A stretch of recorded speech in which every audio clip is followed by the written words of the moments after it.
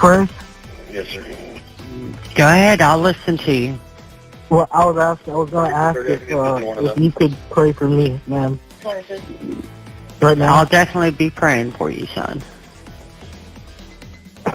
It began like any other peaceful evening in a quiet Tennessee neighborhood. The kind where porch lights flicker on just before dusk and families wind down after dinner. But on that April night in 2024, behind closed doors of a modest home, something unthinkable occurred.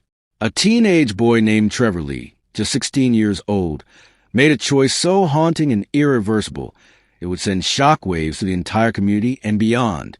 What could possibly drive a child to murder the very people who raised him? Trevor's parents, 55-year-old David Lee and 52-year-old Brandy Smith, were not only known as loving guardians, but also as faithful members of their local church. They weren't perfect, no family is, but they did what most parents try to do: provide, protect, and guide. Trevor, on the outside, seemed like an average teen navigating adolescence. But inside their home, a different story was quietly unfolding, one marked by tension, misunderstanding, and pain that had gone unseen. What makes this tragedy even more chilling is what happened after crime. Trevor didn't run. He didn't try to hide. Instead, he walked straight to a church, sat down, and made a 911 call. Not to confess, not a plea for help, but to ask for prayer. Yes, you heard that right. He told the dispatcher that he needed prayer because he had just killed his parents. The eerie calm in his voice would later leave even the most seasoned investigators shaken. When police arrived at the family's home, they found a scene that words can barely describe.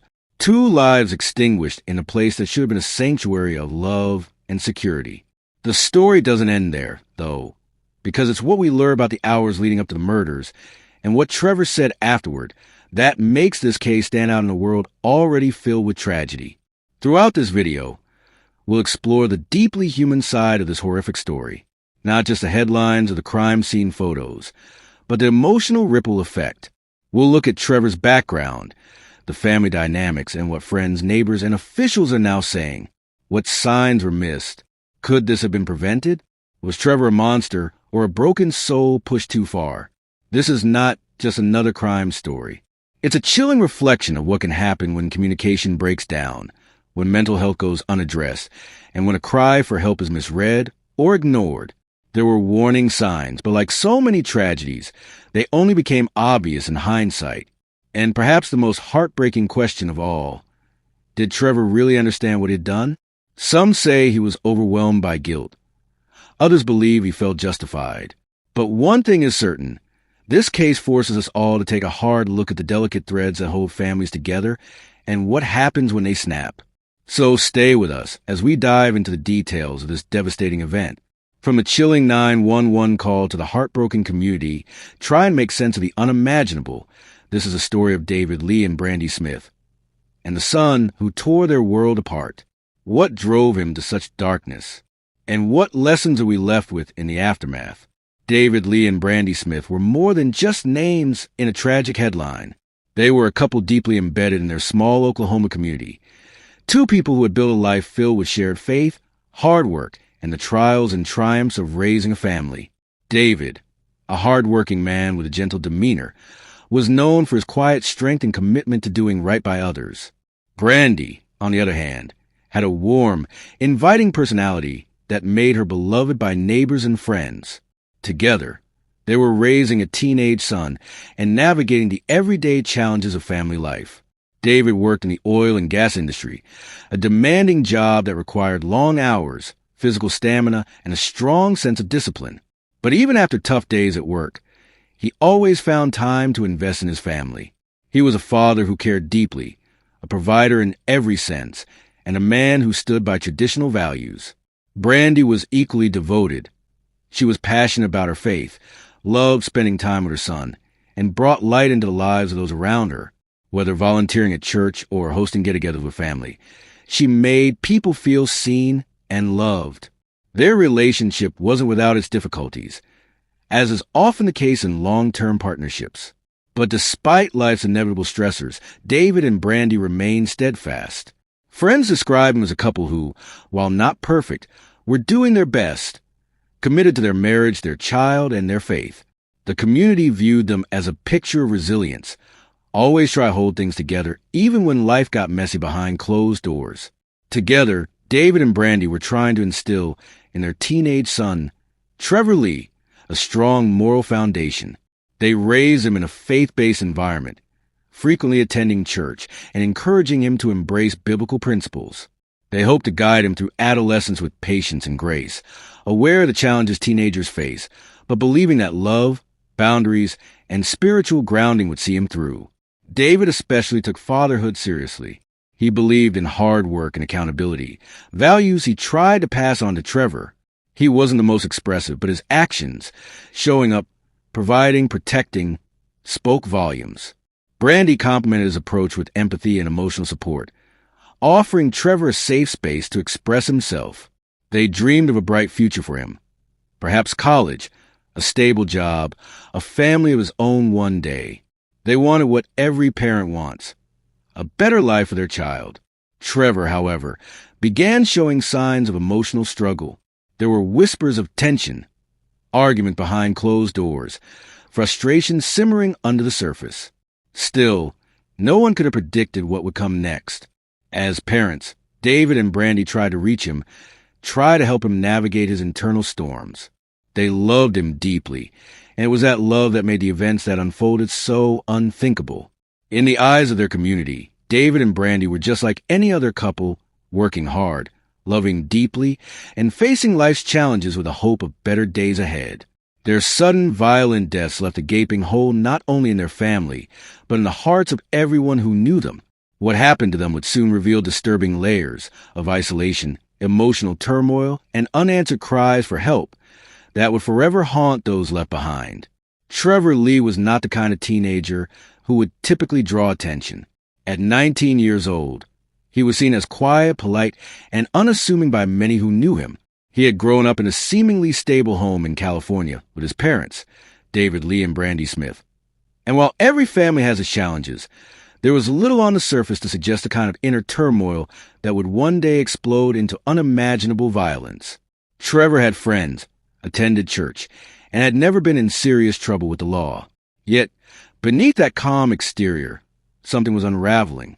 Trevor had reportedly been struggling with mental health issues for some time.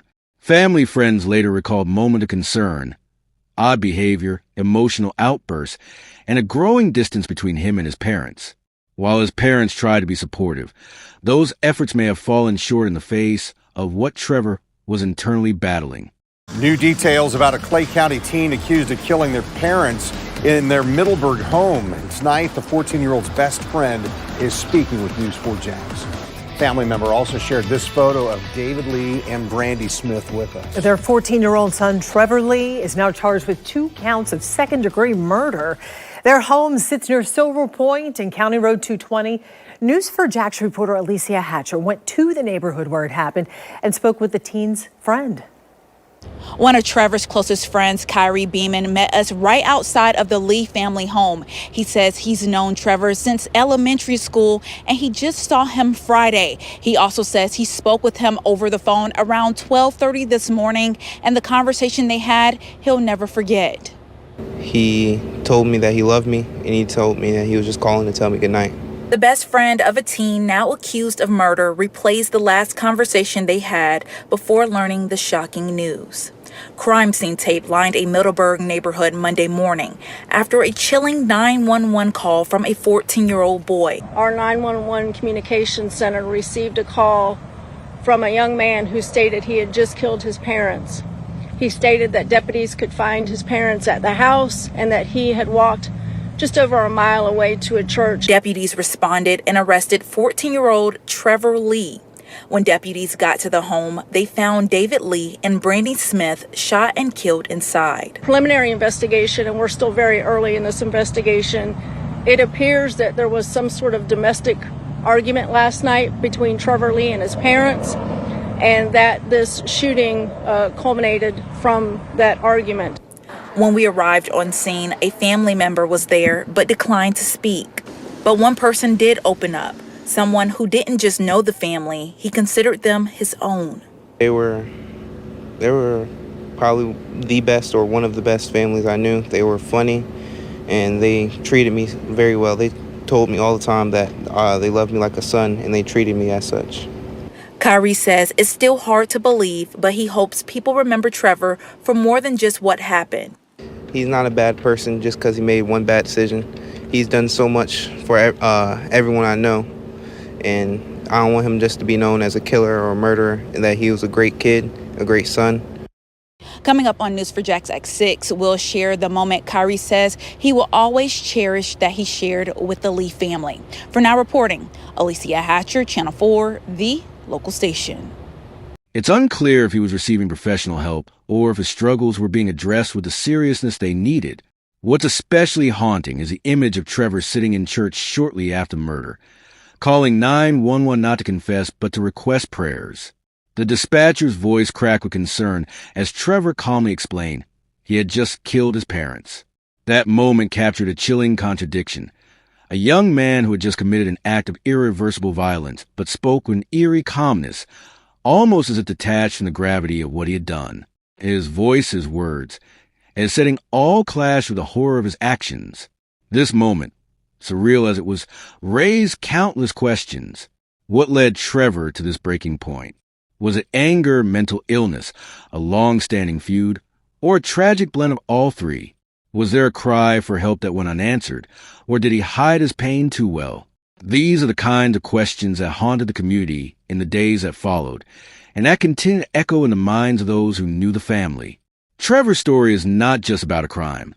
It's about a teenager who lost his way, a family that may have missed warning signs, and a tragedy that might have been preventable.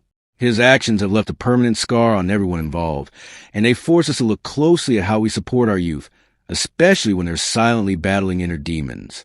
The final hours leading up to the tragedy began like any other ordinary evening in the Smith Lee household, tucked away in the quiet community of Roy's City, Texas. David Lee and Brandy Smith were likely winding down, perhaps catching up on the day's happenings or preparing for the next. The serenity of the evening gave no warning of the storm that was about to strike from within their very home. Inside the house, their 19-year-old son, Trevor Lee, had something dark brewing in his mind, a plan that would shatter their family forever. At approximately 11 p.m. on July 1st, 2024, authorities believe Trevor armed himself and walked into the bedroom where his parents were.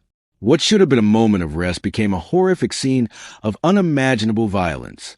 Investigators say he shot both David and Brandy as they lay in bed, taking their lives in an instant. The house that had once been filled with laughter, routine, and love became a crime scene marked by silence and devastation. Immediately after the shooting, Trevor fled the scene. He didn't run to hide or escape justice.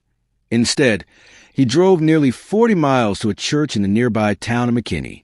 It was just after midnight when Trevor made a shocking call to 911 from the parking lot of the Cottonwood Creek Church. His request? Not for legal help, not to confess directly, but to ask for prayers. He reportedly told the dispatcher that he had just killed his parents and that he needed spiritual support. The 911 call stunned emergency responders. The calmness in his voice, paired with the gravity of what he had done, painted a chilling picture. When officers arrived at the church, they found Trevor in his car, hands raised, waiting to be arrested. He didn't resist. He didn't run. He simply surrendered, as if the weight of what he'd done had already begun to crash down on him. The moment left responders shaken. It was not every day that someone so young turned themselves in after such an act, asking first for prayers. Back at the family home, police discovered the lifeless bodies of David and Brandy. The community was thrown into immediate shock. Neighbors described the couple as loving and kind, always smiling and active in their neighborhood. The news that they had been killed, and by their own son, left friends and family struggling to comprehend the senselessness of the loss. Candlelight vigils quickly began forming, and the community began grappling with questions that had no easy answers. In the hours following Trevor's arrest, investigators began piecing together the timeline and possible motives. They searched the family home, combed through Trevor's social media and digital footprints, and began speaking with friends and extended family. Yet, There was no manifesto, no clear reason, no warning signs that painted a full picture of what pushed Trevor to commit such a heinous act. The calmness of his confession only deepened the mystery. What haunted many was a question of why. Why would a young man with his whole life ahead of him murder the two people who had raised and loved him? Was it mental illness? A sudden breakdown? A long-hidden resentment? The community, law enforcement, and even Trevor's extended family were all left to wonder. And while the investigation would try to answer those questions, nothing could bring back David and Brandy or undo the irreversible damage left behind. The tragedy was not just about the crime itself, but the emotional crater it left in its wake. Trevor's siblings, friends, and neighbors were left to process the unimaginable, the kind of horror that makes people look twice at those closest to them. As the story made headlines across the country, it became a painful reminder of how even the most peaceful homes can conceal silent storms. As soon as law enforcement responded to a 911 call made from the church where Trevor Lee had sought refuge, the gravity of the situation became immediately apparent. Officers arrived at the quiet home in Surf City, North Carolina, and what they found was nothing short of horrifying. David Lee and Brandy Smith, Trevor's parents, were both dead from gunshot wounds. The small-town peace was shattered. The authorities quickly secured the crime scene and launched a full-scale investigation, determined to piece together the timeline and motive behind this unthinkable act.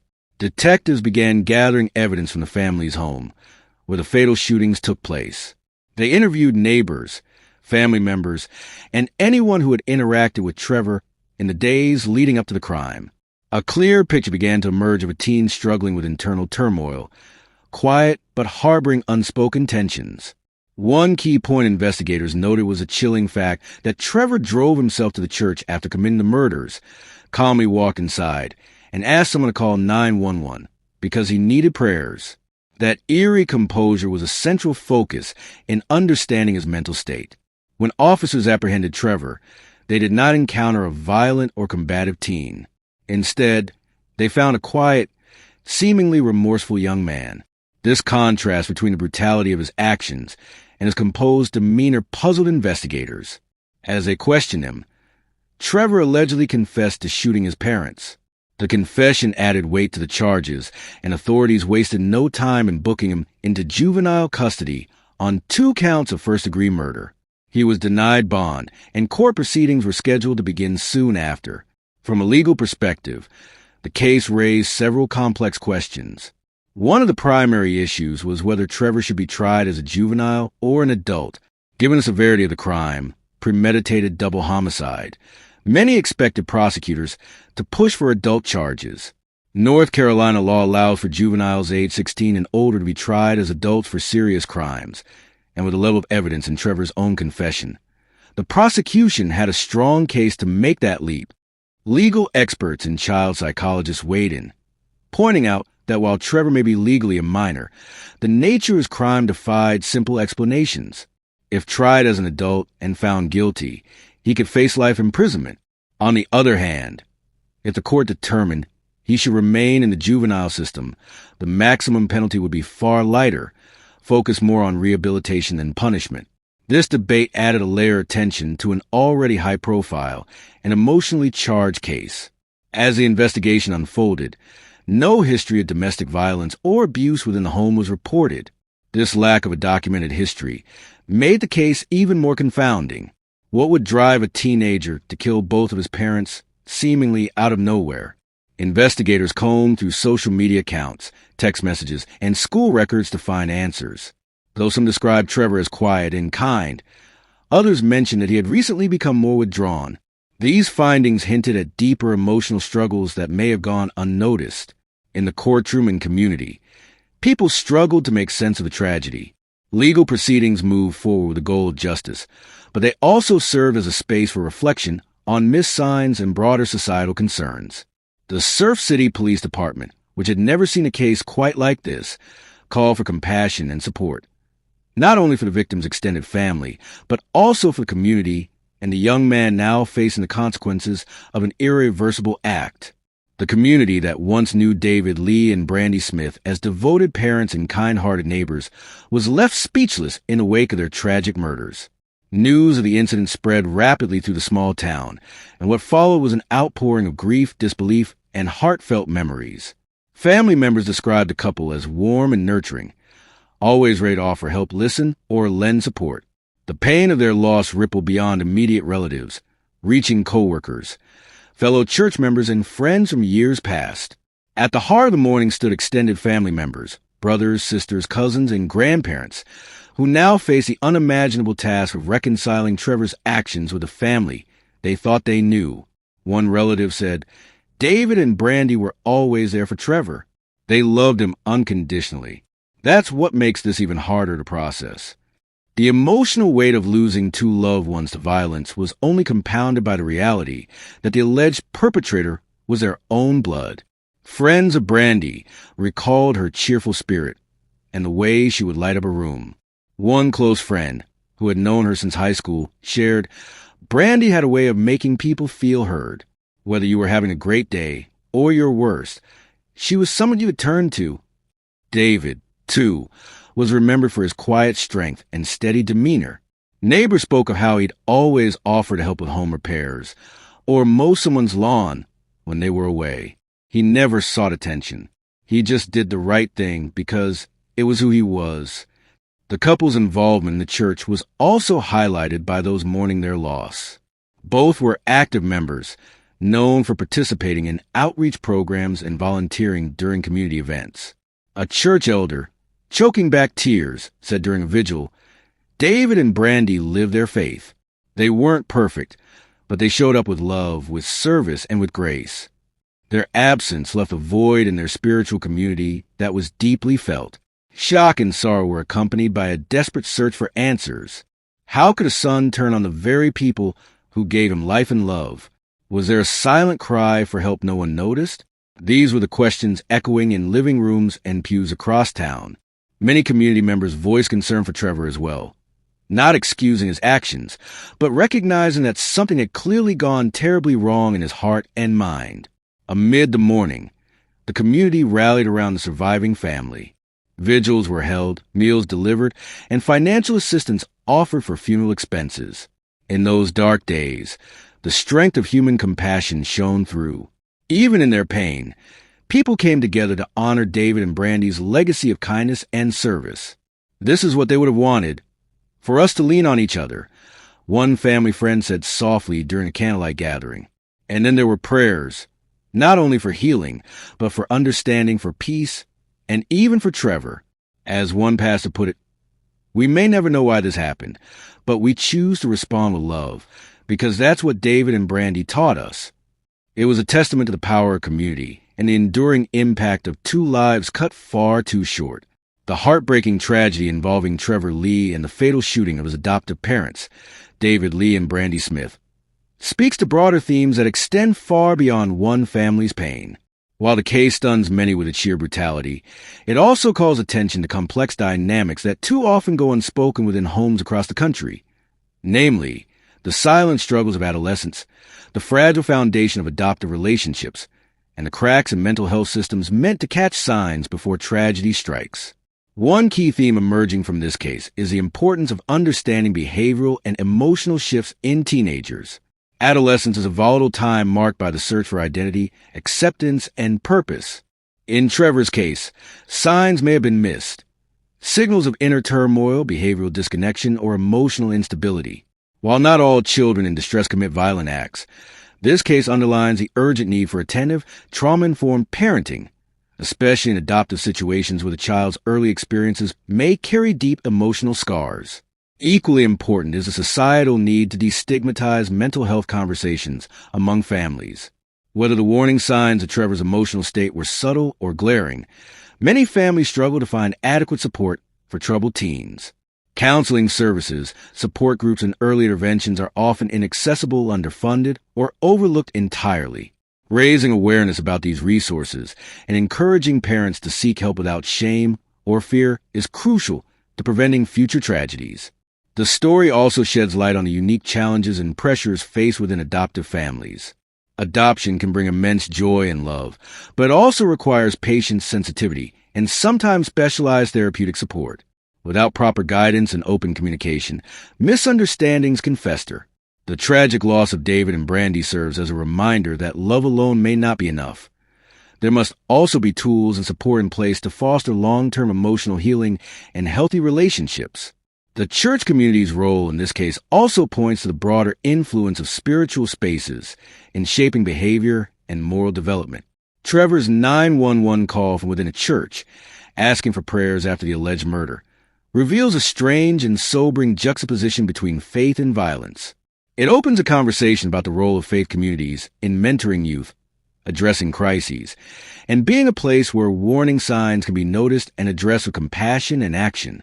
In the broader cultural context, this tragedy challenges us to consider how we treat violence in young people. Society often rushes to judgment, labeling teens as monsters or villains. But first, back to that breaking news in Clay County. Yeah, the Clay County Sheriff's Office says 2 people are dead. This is a shooting investigation. This is off of Silver Point, right off of County Road 220, close to the Middleburg area. Police are setting up right now to give us more information. Right now, we do have our Logan McDonald. Let's listen in. Just after midnight this morning, our 911 communication center received a call from a young man who stated he had just killed his parents. He stated that deputies could find his parents at the house and that he had walked just over a mile away to a church and he would await for deputies to arrive to take him into custody. Deputies responded immediately to both locations, the church and then to a home on out here in the Middleburg area. When deputies arrived to the church, they took 14-year-old Trevor Lee into custody. When almost simultaneously deputies arrived to the address in question, they found 2 deceased individuals inside, David Lee, 44 years of age, and Brandy Smith, 45 years of age. Both of the deceased appeared to have gunshot wounds. Based upon our preliminary investigation, and we're still very early in this investigation, it appears that there was some sort of domestic argument last night between Trevor Lee and his parents, and that this shooting culminated from that argument. This does appear to be an isolated incident, and we have no further threat to our community at this time. Again, this is a very active scene. Our detectives are working diligently to try to figure all of this out. We do want to extend our deepest sympathies to the family, the friends, and all of those who are affected by this heartbreaking incident, and we would like to ask anybody in the community that may have some information regarding Trevor Lee or his parents to please reach out to us at 904-264-6512, and with that I will take any questions. Did the teen have any prior mental health history, anything like, visiting the guidance office at school, or any therapy, any Baker Acts? That we're looking into that. That's going to be part of the investigation. You think about this just happened at midnight last night, just after midnight, and we're here early Monday morning. So all of that is going to be looked at. His history at school, any previous contacts, we don't know right now, but that'll be part of the investigative process. Just going by names alone, biological dad, do we have a relation with the woman? I believe these are both his biological parents at this time. I know the father is for sure. With different names, I was curious. Correct. Was it the parents' gun or was it the kid's gun? At this time, we believe it's going to be the parents' gun, but we're still, again, looking into that through, talking to him, finding out where the gun was, how he got a hold of the gun, how did he know the gun was there. The gun was recovered at the scene. He left the gun at the scene when he walked to the church to call 911. Were they both shot just one? Tragic news there in Middleburg, where a son killed his parents. David Lee and Brandy Smith, they had gunshot wounds after that domestic argument, the sheriff was saying last night. He was a 14-year-old boy, Trevor Lee. He called authorities, walked to a church, and then the police took him into custody. Just tragic this morning. Yeah, definitely a heartbreaking situation there. We heard Logan asking questions, and as she said, this is still early on, very active investigation. We've been at that scene for several hours now. They're still asking for any additional information and tips. But understanding the root causes of such violence whether psychological, environmental, or familial, is essential if we hope to create pathways toward prevention and rehabilitation. Empathy does not excuse, but can illuminate the gaps we must fill in our homes, schools, and institutions. Ultimately, the murder of David and Brandy is more than just a headline. It's a wake-up call. It implores us to look inward and ask hard questions about how we care for one another, especially our youth. Are we truly listening? Are we equipping families with the tools they need? And are we doing enough as a community to ensure that tragedies like this don't repeat? Through reflection and awareness, we can honor the lives lost by working to create a more supportive, understanding, and watchful society. In the quiet aftermath of this heartbreaking story, one truth remains. The lives of David Lee and Brandy Smith mattered deeply. They weren't just names in a headline. They were beloved parents, partners, and friends. Their tragic end invites each of us not only to mourn their loss, but also to consider what could be done differently in our homes, schools, and communities to prevent such unimaginable acts. This story, like so many others, leaves behind a haunting question. How do we make sure it doesn't happen again? This case calls us to pay more attention to the emotional and psychological well-being of our youth. Trevor Lee was just 19 years old, barely stepping into adulthood, yet capable of making a decision that would forever change lives. We may never fully understand the darkness that overtook him, but we can begin to recognize the signs of distress, mental illness, and unresolved trauma in those around us. Offering support earlier might make a difference.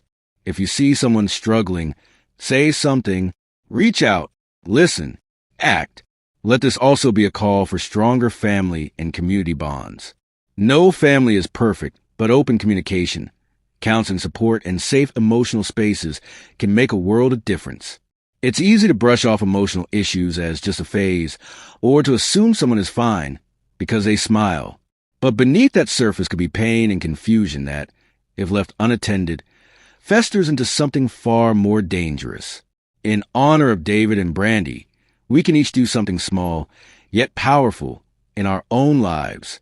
It could be checking in on a friend who's withdrawn, volunteering at a youth support group, donating to organizations that offer mental health services, or simply being more present with those we love. These actions, though simple, are what build a culture of care, a safety net that catches someone before they fall too far. To the families watching this, whether you're healing from your own loss or fearing for someone you love, please know you're not alone. There are resources, communities, and people who care deeply and want to help. Don't be afraid to seek guidance. Sharing your pain can be the beginning of healing, both for you and for others who might be suffering in silence. And to the viewers who have followed this story to the end, thank you. You are part of change just by listening, learning, and allowing the story to move you. These conversations matter. These lives mattered. Let's not let their story fade into the background. Keep talking, keep sharing, and keep remembering. Because behind every tragedy is a chance to build a better future. Let's choose compassion, awareness, and action. In memory of David Lee and Brandy Smith, may we honor their lives by making this world safer, softer, and more human. As we close a chapter on this deeply unsettling and sorrowful story, we're left grappling with the emotional weight of what unfolded in the Smith-Lee household. The brutal slaying of David Lee and Brandy Smith, two people who by all accounts devoted themselves to raising a family and nurturing their children, was a blow not only to their loved ones, but also to the broader community of Fort Worth. The pain of their loss is more than just a headline. It's a reality that will reverberate to the lives of family, friends, neighbors, and even strangers for years to come. Trevor Lee's case forces us to look into uncomfortable corners of the human experience. It challenges the assumptions we make about appearances, family roles, and how much we can really know about the emotional state of those closest to us. It invites us to question how many signs we might miss in our own lives, and what we might do differently if given another chance. This story is not just about violence. It's about prevention, understanding, and the need for open conversations about mental health, generational pain, and conflict resolution. There's a lingering ache when a tragedy feels like it might have been avoided. Could something have been said or done differently? Could someone have intervened, noticed a pattern, extended a hand? While hindsight is not justice, it can be a powerful teacher. The story of David, Brandy, and Trevor should serve as both a memorial and a mirror, a reflection of what can happen when communication, support, and emotional care fall short. But even in grief, there is hope. Hope that through stories like these, others might pause and consider their own family dynamics, reach out to someone who seems distant or troubled, or seek professional guidance when the burden becomes too heavy to bear alone. Tragedy, while devastating, often inspires the deepest change in communities. The voices of David and Brandy live on in those who honor them by learning from their story. Thank you for spending time with us as we remember David Lee and Brandy Smith and examine the heartbreaking choices that ended their lives. If you or someone you know is struggling, emotionally, mentally, or within their family, please don't wait. Reach out, share the story, start a conversation, and let's all be part of the solution to prevent another tragedy like this from happening again